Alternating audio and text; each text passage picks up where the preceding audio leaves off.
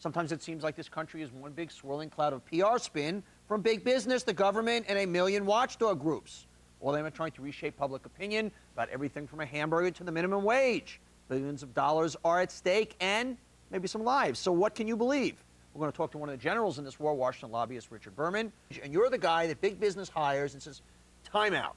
We are not the cause of all your ills. For instance, where I agree with you, you're fighting for the fast food chain saying, McDonald's is not the cause of America's obesity. It's people who can't control their behavior. I'm with you on that one. Yeah, well, the fact is that these people exaggerate a lot of the problem that is out there. I don't deny that there are heavily obese people.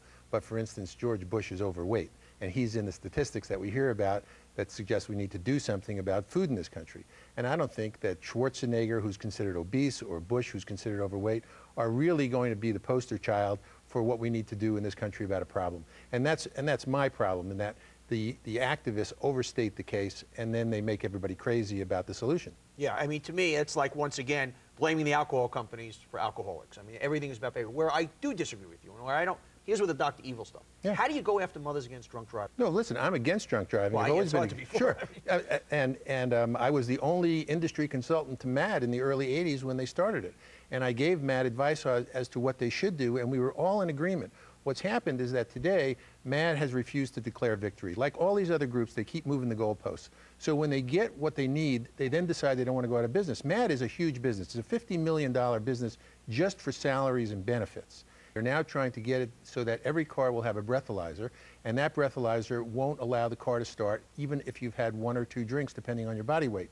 That should not be allowed as an enforcement technique to get at drunk drivers. Now, how about to a guy who's watching the show, he's just come off a shift. He's killing himself, he's working at a McDonald's, he's working at a factory, he's some minimum wage guy, and you go out there and say, basically, boy, we should never be raising the minimum wage in this country. The fact is that most people who get minimum wage today are not poor. Most people today, we're here in New Jersey doing this. In New Jersey, the average family income of a minimum wage worker is $67,000 a year. And you can say, well, how can that be? How can that be, yeah, Dr. Evil? Exactly, because it used to be that low-wage workers were, in fact, in poverty. Today, very few low-wage workers are in poverty. They are second and third earners in a family. And so the poor people today are not working at minimum wage. They're generally not working. And that's our big problem. Businesses have been told you need to pay X number of dollars to employees, but they don't get to be told who they have to hire. So they continually, as the wage moves up, they continually hire the college student, they hire the high school student, right, and they don't hire the immigrant. And what's happening is that today, the minimum wage has got no relationship to poverty.